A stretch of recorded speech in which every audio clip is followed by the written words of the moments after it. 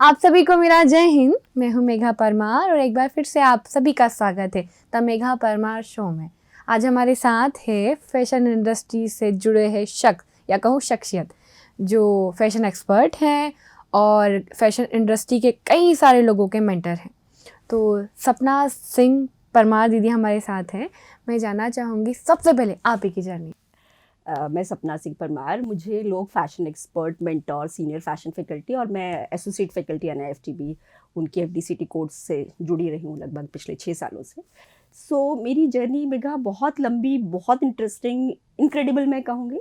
और मैं हमेशा एक बात कहती हूँ कि हमेशा life is learning by doing. Okay, so ऐसा नहीं होता कि आप सब कुछ सीख कर आते हैं। मैं हमेशा से फैशन एक्सपर्ट दा सपना सिंह परमार थी। मुझे लगा मैं बहुत इवॉल्व हुई जब मैंने इस फील्ड को चुना। तो मेरा पता है क्या होता था, मैं बायोलॉजी स्टूडेंट थी।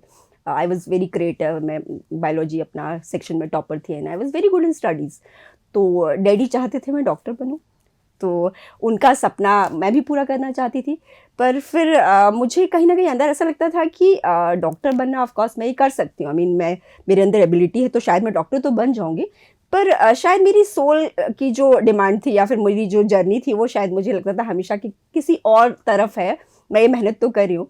फिर मैंने अपने डैडी से इस बारे में बात की तो उन्होंने कहा कि तुम बहुत सिंसियर और बहुत जो भी करती हो बहुत डेडिकेशन के साथ करती हो, तो तुम जो भी डिसाइड करोगी हम तुम्हारे साथ हैं। So you know how it started. मैं 12th बायोलॉजी से किया, उसके बाद मैंने बीए मैनेजमेंट किया, उसके बाद मैंने पीजीडीएम किया, दैट इज़ मैं मैनेजमेंट की पोस्ट ग्रेजुएट भी हूँ।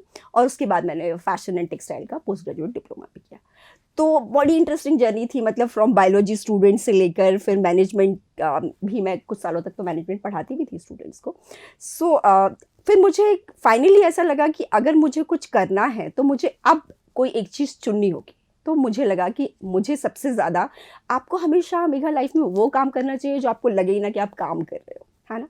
तो मुझे लगा कि यही एक काम है जिसको करते वक्त मुझे पता ही नहीं चलता कि कब कितने घंटे या कब कितना कुछ निकल गया। तो फिर मैं नियरली 2 दशक 2 डेकेड्स से मैं लगभग 2000 स्टूडेंट्स को पढ़ा चुकी हूँ अब तक। मैंने 20-25 शोज़ मेंटोर किए हैं, जिसमें से 20 मेरे नेशनल लेवल के शोज़ थे और 5 शोज़ मेरे इंटरनेशनल लेवल के थे। और सब जगह मेरा एक फोकस होता था, मेरी एक हमेशा सोच होती थी कि मुझे किसी भी शो में इंडियन टेक्सटाइल से हटके कुछ नहीं करना है। मतलब मैं हमेशा स्टिक करती थी। मतलब जब शायद लोग सस्टेनेबल और इंडियन टेक्सटाइल के बारे में बहुत बात नहीं करते थे एमपी में, तभी मैंने पेपर्स में अपने इंटरव्यूज़ में कहना शुरू कर दिया था कि सस्टेनेबल फैशन आना चाहिए, सस्टेनेबल फैशन जो है वो हमारा फ्यूचर है। तो जब ये कोविड आया मेघा, तो पूरा वर्ल्ड जो है वो पूरी तरह बदल गया। पहले लोग सस्टेनेबिलिटी के बारे में बात करते थे लेकिन कोई रेलेवेंस नहीं था, लोगों को पता नहीं था कि सस्टेनेबल इतना बात कर रहे हैं। पर जैसे ही कोविड आया तो कोविड के बाद लोगों ने एनवायरनमेंट के बारे में सोचा, लोगों ने सोचा कि हमारी रिस्पॉन्सिबिलिटी इस प्लानट के लिए क्या है। फिर बहुत ज़्यादा रिस्पॉन्सिबिलिटी के साथ फैशन और टेक्सटाइल फील्ड में लोग काम करने लगे। एक एफडीसीआई करके ऑर्गेनाइजेशन है, that is fashion designing council of India. तो उनके जो हेड थे उन्होंने एक बहुत अच्छी बात कही कि फैशन और टेक्सटाइल इंडस्ट्री में हम क्या कर रहे हैं कि हम एक रेट रेस का हिस्सा हैं। हम फास्ट फैशन क्रिएट कर रहे हैं, हम फैशन बनाते जा रहे हैं, पर हम ये नहीं सोच रहे हैं कि ये फैशन और टेक्सटाइल करते वक्त हम एनवायरनमेंट पे इसका क्या असर डाल रहे हैं। तो उसके बाद से जैसे ही हमको एक रुकने का या एक ब्रेक मिला तो फैशन फ्रेटर्निटी ने डिसाइड किया कि अब हम जो भी करेंगे हमारा फैशन जो होगा वो एथिकल फैशन होगा, बहुत सोच के समझ के फैशन होगा। जो डिज़ाइनर्स होंगे या जो एस्पायरिंग डिज़ाइनर्स हैं या फिर जो ऑलरेडी इस इंडस्ट्री के सीनियर लोग हैं, उन सब ने डिसाइड किया कि अब हम फैशन क्रिएट करेंगे बहुत रिस्पॉन्सिबिलिटी के साथ, मतलब जिसमें इको फ्रेंडली फैशन या सस्टेनेबल फैशन, एक ब्रॉड टर्म होता है। सस्टेनेबल फैशन सिर्फ इको फ्रेंडली नहीं होता है, सो मेनी थिंग्स जो उसे सस्टेनेबल फैशन कहलाती है। तो इस तरह से फिर अब जो सारी दुनिया है वो अब एक्चुअली सस्टेनेबल फैशन की तरफ जा रही है। जैसे उसे कहेंगे, पहले हम बीच बीच में आ गए थे कच्चा काम करते समय और पुराने लोग करते थे पक्का काम। कच्चा काम मतलब एक कपड़ा एक बार पहन लिया और फिर उपयोग करने योग्य नहीं रहा, और आप जो कर रहे हैं वो पक्का काम है। मतलब एक ही डिफरेंट चीजों के साथ यूज करके उसको फैशन बना दिया, पर वो पक्का काम हो गया। कई सालों तक आप सेम कपड़े को उपयोग कर सकते हो अलग अलग तरह से। बिल्कुल बिल्कुल मेघा, मतलब इस वक्त जो आप बात कर रहे हो मुझे लग रहा है मैं फिर से किसी फैशन फील्ड वाले से बात कर रही हूँ। तो आपकी इंसाइट्स भी मुझे बहुत इंप्रेसिव लगा ये सुनकर कि आपकी जनरेशन को भी ये बात समझ में आती है कि फैशन बेसिकली हर रोज़ नया पहन लेना या फिर हमेशा अलग दिखना, अगर ये चाहत आपके अंदर है तो आप ऐसे नहीं कि आपको फैशन फ्रीक कहेंगे या आप बोलेंगे कि आप फैशन में नंबर 1 है। It's not that. फैशन अगर आप कर रहे हैं, अगर इस फील्ड को सच में समझना चाहते हैं, अगर आप इस फील्ड में सच में जाना चाहते हैं, तो आपको समझना होगा कि फैशन और टेक्सटाइल, जो कि इंडिया की second largest employment creating industry है, ओके। आपको पता है एग्रीकल्चर जो है, इंडिया एग्रीकल्चर बेस्ड हमारी इकोनॉमी है। आई मीन हम बहुत सालों से कहते आ रहे हैं कि एग्रीकल्चर नंबर 1 है। तो अगर एग्रीकल्चर के बाद कोई सबसे ज़्यादा स्किल्ड और non skilled, I mean 2 categories में एम्प्लॉयमेंट प्रोवाइड करने वाला सेक्टर है, तो वो फैशन और टेक्सटाइल्स है। लेकिन यहाँ पर भी अब हम फैशन और टेक्सटाइल के लिए जो नई जर्नी कोविड के बाद शुरू हुई है, यहाँ पे बहुत रिस्पॉन्सिबिलिटी के साथ हम फैशन क्रिएट करने की बात कर रहे हैं। Oh wow! अब इस इंडस्ट्री में नई जनरेशन के बच्चे कैसे आएँ? स्पेशली ग्रामीण जगह के जो बच्चे हैं। कुछ बच्चे पढ़ने में बहुत अच्छे होते हैं, कुछ बच्चे खेलने में बहुत अच्छे होते हैं, कुछ बच्चे गाने में या वाद्य यंत्र बजाने में बहुत अच्छे होते हैं, पर अधिकतर बहुत सारे ऐसे बच्चे होते हैं जिनके अंदर कला भरी हुई होती है, आर्ट भरा होता है, डिज़ाइनिंग भरी होती है, और वो भटकते रहते हैं। और ग्रामीण परिवेश में उनको वो लाइन ही नहीं पता है कि निफ्ट में कैसे जाएं, निफ्ट होता क्या है, इसके लिए एग्ज़ाम होता है। यदि उसे डिज़ाइनिंग फील्ड में अपना करियर बनाना है, कौन कौन सी लाइन को वो कैसे चुने और कैसे अपने आप को छांटे मतलब कि हाँ, उसको कपड़े बनाना बहुत अच्छा आता है, या उसके पास ऐसे क्रिएटिव आइडिया है कि वो किसी प्रोडक्ट को बहुत अच्छा डिज़ाइन दे सकता है। सो उन जैसे बच्चों को उनकी पहली नींव का पहला पत्थर रखने के लिए कौन सा कदम रखना सबसे अनिवार्य होता है? मैं बेस के साथ शुरू करूंगी मेगा। ऐसा कहते हैं कि जो फैशन इंडस्ट्री है वो इंडियन इकोनॉमी की यंगेस्ट चाइल्ड है।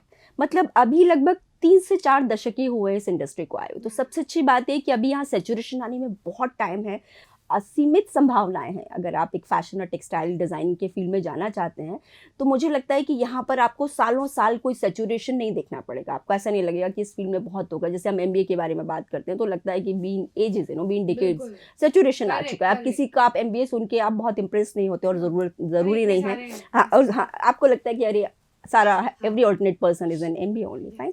लेकिन अगर आप फैशन टेक्सटाइल चुनते हैं तो आपका फ्यूचर डेफिनेटली कैसे चुने वो? पहली सीढ़ी क्या होगी? क्या 12th में चुना है, उसको एग्ज़ाम देना चाहिए? मतलब उसने छांट लिया पहले कि मैं डिज़ाइनिंग में अच्छा हूँ, पहला बच्चे का थॉट आया, उसके बाद अब वो पहली सीढ़ी कहाँ से शुरुआत सबसे करें? पहले मैं बताती हूँ कि अगर आप डिज़ाइनिंग में अच्छे हैं, आप बहुत क्रिएटिव हैं, तो ये एक अलग आपकी क्वालिटी हो गई। लेकिन सिर्फ क्रिएटिव होने से आप डिज़ाइनर बन जाएंगे, यहाँ पे मैं आपका ड्रीम थोड़ा सा तोड़ती हुई नजर आऊंगी। आपको ऐसा ऐसा नहीं, भ्रम भी नहीं पालना ये चाहिए। भ्रम नहीं पाल सकते कि सिर्फ आप क्रिएटिव हैं तो आप डिज़ाइनर बन जाएंगे। क्योंकि अगर आप राष्ट्रीय डिज़ाइनिंग संस्थान की बात करें, अगर आप NIFT की बात करें, तो दोनों जगह जो एग्जामिनेशन होते हैं उनकी कैटेगरीज होती है। जैसे NIFT के लिए जब आप प्रिपरेशन करते हो तो 2 कैटेगरीज होती है, कैट एंड गेट। तो फर्स्ट वन जो होता है वो क्रिएटिव एबिलिटी टेस्ट होता है, जिसमें एक स्टूडेंट की क्रिएटिव एबिलिटीज़ का टेस्ट होता है। लाइक वो किस तरह से अपने आप को चीज़ों को ऑब्जर्व करके डिज़ाइन डेवलपमेंट कर सकता है, किस तरह से वो कलर कॉम्बिनेशंस और इलस्ट्रेशंस की हेल्प से क्या नया क्रिएट कर सकता है। तो वो क्रिएटिव एबिलिटी टेस्ट होता है NIFT में फर्स्ट स्टेज पर। देन उनका होता है जनरल एबिलिटी टेस्ट। अब ये जो जनरल एबिलिटी टेस्ट है मेरा, यहाँ पे बच्चे को थोड़ी मुश्किलें आती हैं, क्योंकि इसके लिए आपको क्लास 11th और 12th से अपनी नींव को बहुत मजबूत करना होता है। आपको अपने फंडामेंटल्स क्लियर करने होते हैं, आपको एक बहुत स्ट्रॉन्ग फाउंडेशन लेड करना होता है। क्योंकि यहाँ पे क्वांटिटेटिव एबिलिटी का टेस्ट होता है, यहाँ पे आपका इंग्लिश कॉम्प्रिहेंशन का टेस्ट होता है, यहाँ पर आपका क्वालिटेटिव एबिलिटी का टेस्ट होता है, यहाँ पर आपका रीजनिंग का टेस्ट होता है, general knowledge and current affairs भी एक बड़ा टॉपिक होता है। और जैसे कुछ बच्चों को तैयारी, जैसे उन्हें समझ में आ गया तैयारी करें, तो जैसे IIT की तैयारी करने के लिए निफ्ट और मतलब उनको डॉक्टर वाली फील्ड में जाने के लिए तैयारी के लिए इंस्टीट्यूट होते हैं, तो क्या निफ्ट की तैयारी के लिए वैसे इंस्टीट्यूट होते हैं? हाँ बिल्कुल, प्राइवेट कोचिंग्स होती है मेरा। उसके लिए गवर्नमेंट ने अब तक कहीं पर भी कोई इंस्टीट्यूशंस नहीं बनाए हैं। मुझे हमेशा लगता है कि गवर्नमेंट को भी आगे आना चाहिए और इस तरह के कुछ बच्चों के लिए नॉमिनल रेट्स पे जो बच्चे सच में लायक है, क्योंकि जो ग्रामीण परिवेश से जो बच्चे आते हैं उनको सूझी नहीं पड़ती है। उन बेचारों को मुझे ऐसा लगता है कि कई बार वो बहुत उनके अंदर क्वालिटीज़ की कोई कमी नहीं होती, उनके अंदर क्रिएटिविटी की कोई कमी नहीं होती, वो बहुत इंटेलिजेंट बच्चे होते हैं, लेकिन उनको एक्चुअली रास्ता ही नहीं पता होता कि कैसे करना है। लेकिन मैं आपको यहाँ बताऊंगी कि यहाँ चीज़ें बहुत अच्छे लेवल पर आ गई हैं। मैं ही कुछ ऐसे लोगों को जानती हूँ जिनके प्राइवेट कोचिंग इंस्टीट्यूशंस हैं और वो बिल्कुल खुले हाथ से कहते हैं कि मैडम अगर आप किसी भी स्टूडेंट्स को या ग्रुप को हमारे पास भेजते हैं और वो बच्चे अगर सच में इंटेलिजेंट हैं और अगर वो मेरिटोरियस बच्चे हैं, पढ़ने में बहुत अच्छे हैं, तो फ्री ऑफ कॉस्ट भी उनको कोचिंग देने के लिए तैयार हैं। तो आप सोचिए कि उनके लिए वो कैंप लगाने के लिए रेडी होते हैं कि उनको 7-8 डेज का लगाकर पूरा गाइडेंस देंगे कि किस तरह से आप इस फील्ड में कैसे चुने, आपको क्या आपको अच्छा लगता है। बिकॉज इस फील्ड में भी बहुत सारी चीज़ें होती हैं। मेरा सिर्फ फैशन और टेक्सटाइल डिज़ाइनर नहीं होता, आप एक्सेसरी डिज़ाइनर हो सकते हैं, आप फैशन कोऑर्डिनेटर हो सकते हैं, आप स्टाइलिस्ट हो सकते हैं। तो आपको बैठ के काउंसलिंग सेशन में ये डिसाइड करना होता है कि बेसिकली आपका टारगेट क्या है, आपको जाना कहाँ है। उस हिसाब से फिर आप डिसाइड करते हो कि आपको कौन सा एग्जामिनेशन देना है, आपको बीडेस करना है। इनफैक्ट मैं आपको बताऊं, एक और बहुत आसान रास्ता है कि जिन बच्चों को मैथ्स या उनको लगता है कि कम्युनिकेशन स्किल और मैथ्स मतलब ए ग्रेड का वो नहीं कर पाएंगे, उनके अंदर है एबिलिटीज़, तो भोपाल में ही एक बहुत अच्छा आपका इंस्टीट्यूशन है, that is government women's polytechnic. Okay, तो वहाँ पर एजुकेशन का लेवल जो है वो किसी भी संस्थान से बिल्कुल कम नहीं है। तो मुझे हमेशा लगता है कि जो बच्चे सच में कुछ करना चाहते हैं वो डायरेक्टली एडमिशन ले सकते हैं 12th के बाद गवर्नमेंट वुमेन्स पॉलिटेक्निक में, और वहाँ पर भी आपको हर तरह की फैशन, टेक्सटाइल एंड इंटीरियर की एजुकेशन दी जा सकती है, जो कि आपको आगे इस फील्ड में ले जा सकती है। ओके, जैसे फिर बच्चे ने बीए करने के बाद कई बच्चों को काम नहीं मिलता, बीकॉम करने के बाद नहीं मिलता, फिर यदि उन्होंने वो कोर्सेज कर लिए, उसके बाद कहाँ कहाँ चांसेस है कि उनको आर्थिक सशक्तिकरण में कहूँ वो सबसे महत्वपूर्ण होता है। आपने बहुत अच्छा वो बेरोजगार होकर वापस ना घूमे। बिल्कुल बिल्कुल, मैं वहीं आ रही थी अभी कि अगर हम बात करें, हम इंडिया जो है वो एक डेवलपिंग, फास्ट डेवलपिंग नेशन है। तो जितने भी फास्ट डेवलपिंग नेशन है वहाँ पे टेक्सटाइल और फैशन सेक्टर को बूस्टर सेक्टर कहा जाता है। और बूस्टर सेक्टर इसलिए कहते हैं कि ये दोनों फील्ड जो हैं वो बेसिकली इतनी अपॉर्चुनिटीज़ के साथ है। एक्सपोर्ट जो है, अभी ऐसा कह रहे हैं कि 2026 तक इंडिया का जो एक्सपोर्ट है वो $300 बिलियन हो जाएगा, $300 बिलियन में जाएगा। तो इमेजिन करिए कि जहाँ पे इकोनॉमी को बूम मिल रहा है जिस सेक्टर से इतना ज़्यादा, तो वहाँ संभावनाओं की क्या कमी है। तो अगर आप फैशन, टेक्सटाइल या इंटीरियर इस तरह का कोई भी क्रिएटिव फील्ड चूज़ करते हैं, तो मुझे लगता है कि आपका आत्मनिर्भर भारत, ये जो हमारे प्रधानमंत्री जी की योजना है, मुझे लगता है सबसे पहले आप उसकी फर्स्ट स्टेप कवर कर लेते हैं।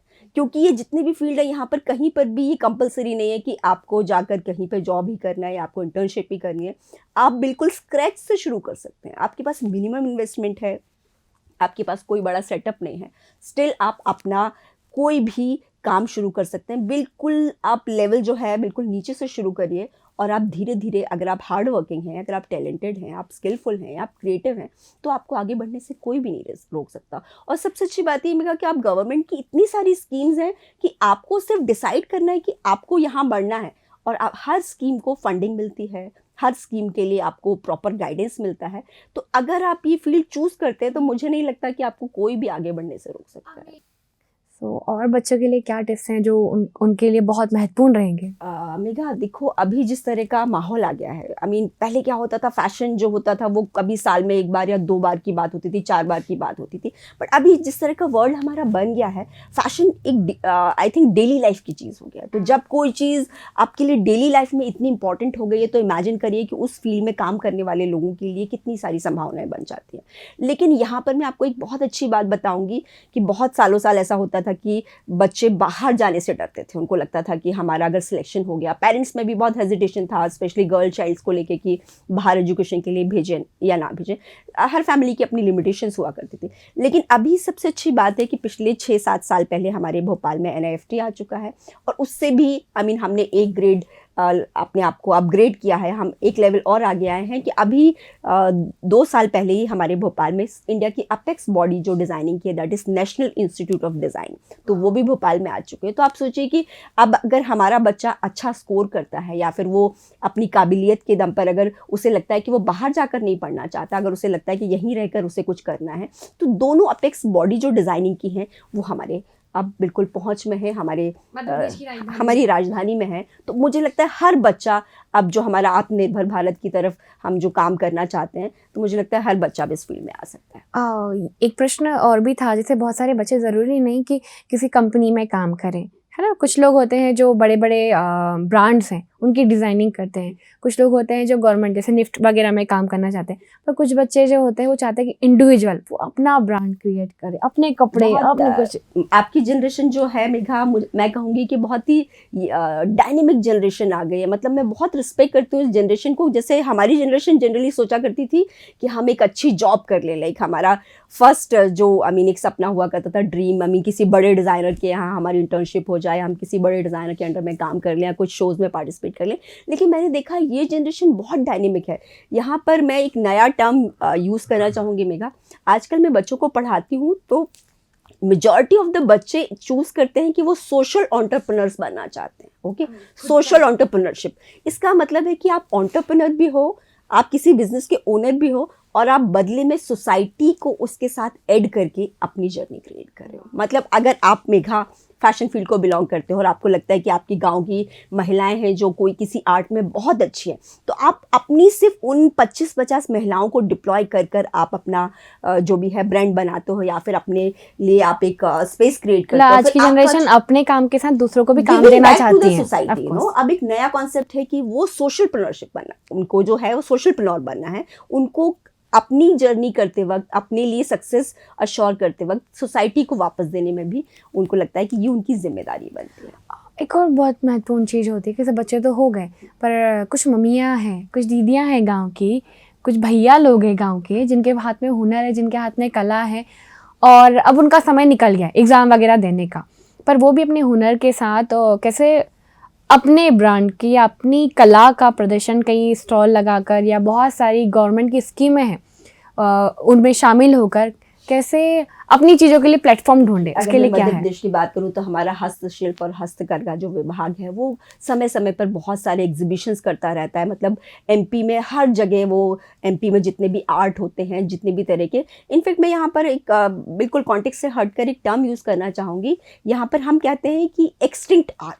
अगर आप किसी एरिया में रहते हो और आपको लगता है कि कुछ महिलाएं बहुत अच्छा काम करती हैं लेकिन वो कम होती जा रही हैं, उस आर्ट को करने वाले अब कोई आगे नहीं आ रहे हैं, और आपको लगता है आपने फैशन फील्ड में अपनी एजुकेशन फिनिश की है, तो आप उस आर्ट को रिवाइव कर सकते हैं। फाइन, आपको लगता है कि वो 6 महिलाएं हैं जो बहुत अच्छा काम करती हैं लेकिन उनको कोई मार्केट नहीं मिल रहा है, उनके काम को कोई आगे ले जाने वाला नहीं है, तो मैंने अपने बहुत सारे स्टूडेंट्स को हमेशा कहा है कि आप अपने एरिया के, अपने स्टेट के, अपने टाउन के या अपने इंडिजिनस एनवायरनमेंट में से आप किसी भी आर्ट को लेके उसे रिवाइव करके, हम उसे रिवाइवल ऑफ द क्लासिक भी कहते हैं, revival of the extinct art भी कहते हैं, तो उसको लेकर भी आप अपनी जर्नी आगे ले जा सकते हैं। मैं वापस आती हूँ कि आपने पूछा कि जो महिलाएं कुछ नहीं, उनके लिए एजुकेशन का टाइम निकल गया है, वो अब करना तो चाहती है लेकिन उनको नहीं पता कि किस तरह से, तो जितने भी गवर्नमेंट के पोर्टल्स हैं वहाँ पर हिंदी में सारी इन्फॉर्मेशन होती है। और जैसा मैंने आपको बताया कि हस्तशिल्प और हस्तकरघा जो हमारा विभाग है वो समय समय पर बहुत सारे एग्जीबिशन करता रहता है। उसके लिए शायद एक छोटा सा रजिस्ट्रेशन होता है, तो वो अगर अपना वो स्किल का रजिस्ट्रेशन करा लेते हैं कि आपका आर्ट क्या है, मतलब आप रजिस्ट्रेशन करा रहे हो, आप मैक्रम आर्ट के आर्टिस्ट हो, या अगर आप रजिस्ट्रेशन करा रहे हो तो आप एप्लिक के आर्टिस्ट हो, अगर आप करा रहे हो तो आपका बेम्बू आर्ट में काम करते हो, तो इस तरह का जब आपका रजिस्ट्रेशन हो जाता है तो आप किसी भी हाट के अपने स्टॉल के साथ जा सकते हैं और अपनी जर्नी का भी शुरू कर सकते हैं। तो मेरा सबसे अच्छी बात फैशन और टेक्सटाइल फील्ड की यही है कि किसी भी उम्र पर आप अपने अंदर की काबिलियत को, अपने अंदर की क्रिएटिविटी को लेकर और नए नवाचार निरंतर होते रहेंगे, बिल्कुल न्यू जनरेशन के साथ। बिल्कुल हर बार नए आइडियाज आएंगे, नई फैशन आएगी, और वो भी सस्टेनेबल। मुझे बहुत अच्छा लगता है जब आपकी जनरेशन सस्टेनेबल के बारे में बात करती है। तो एक छोटी सी बात बताना चाहूँगी मेघा, क्या होता है, लोगों को हमेशा लगता है कि मेरे स्टूडेंट्स या कुछ भी है, तो आपकी जनरेशन फास्ट फैशन में बहुत बिलीव करती है कि जो कपड़ा एक बार पहन लिया वो हम दोबारा नहीं पहनेंगे। तो मैं आपको यहाँ ये भी बता दूँ, इतनी तारीफ की मैंने फैशन और टेक्सटाइल इंडस्ट्री की, तो एक सबसे बड़ा ड्रॉबैक ये है कि टेक्सटाइल इंडस्ट्री वर्ल्ड की second largest pollution creating industry है। सबसे ज़्यादा पॉल्यूशन हम टेक्सटाइल वाले क्रिएट करें, क्योंकि क्या होता है, आपने एक कपड़ा एक बार पहना, आपने 2 बार पहना, और वो सस्टेनेबल फाइबर का है कि नहीं, वो सस्टेनेबल फैशन का है कि नहीं, वो ऑर्गेनिकली बना है कि नहीं, आपको नहीं पता, आपने उसे डंप किया। लेकिन ये जो आप डंप करते जा रहे हैं, आपका फैशन और टेक्सटाइल, ये सारा हमारे यूनिवर्स का, हमारे जितना इकोलॉजी है, इकोलॉजिकल सिस्टम को, पूरे बैलेंस को ख़राब कर रहा है, क्योंकि आप ये नहीं सोच रहे हैं कि आपका फैशन कहाँ जा रहा है। बेसिकली उसका लास्ट स्टेज जो है डिकम्पोजिशन का, वो तो हो ही नहीं पा रहा है। तो इस तरह से हम बहुत सारा टेक्सटाइल पॉल्यूशन क्रिएट कर रहे हैं। उसके लिए एक ही सॉल्यूशन है, to be sustainable in your choices and always right. मैं भी चाहूँगी मेघा, आप भी ना हमेशा एक हैशटैग यूज़ करें, आई रिपीट माई क्लोथ्स। मैं हमेशा करती हूँ, है ना, हमेशा। और बहुत खुशी खुशी करती हूँ, मैं अपने स्टूडेंट्स को हमेशा बोलती हूँ, देखो ये एक कॉटन सिल्क की साड़ी आपने मुझे 4 फंक्शंस में देखा कि नहीं पहन के। बोलते हैं हाँ मैम, एक्चुअली आप ऐसा करते हो बहुत बार। तो मैंने कहा कि ना ही कमी साड़ियों की होती है, ना ही कपड़ों की होती है, लेकिन मैं अगर इन्फ्लुएंस कर सकती हूँ, अगर मेरे स्टूडेंट्स 1000-2000 मेरी बात सुन के अगर उनको फ़र्क पड़ता है, तो मुझे इसीलिए हमेशा आपको लगता है एक्सपर्ट कहा जाता है, इसीलिए आपको एक्सपर्ट कहा जाता है। मतलब मुझे हमेशा लगता है कि अगर आप इंस्पायर कर सकते हो तो कुछ ऐसी चीज़ों से करो जिससे कुछ बदलाव आए। तो मुझे हमेशा लगता है कि hashtag I repeat fashion, I repeat my saris, I repeat my textiles, ये मैं अगर नहीं भी हैशटैग यूज़ करती हूँ तो भी मैं बहुत रिपीट करती हूँ कपड़े। तो हमेशा फैशन के साथ आपको सस्टेनेबल फैशन के साथ भी जुड़े रहना होगा। यंग जनरेशन अपना करियर कैसे बना सकती हैं, या आपका कला या आपकी किसी चीज़ में आप एक्सपर्ट हैं और आप अंतर्राष्ट्रीय स्तर तक उसको पहचान कैसे दे सकते हैं, इन्हीं सभी विषयों पर जानकर हमें कई सारी जानकारियाँ मिली हैं। और इसी के साथ अगली बार हम फिर से मिलेंगे किसी अन्य विषय पे, किसी और विशेष शख्सियत के साथ। तो बने रहिएगा द मेघा परमार शो में हमारे साथ।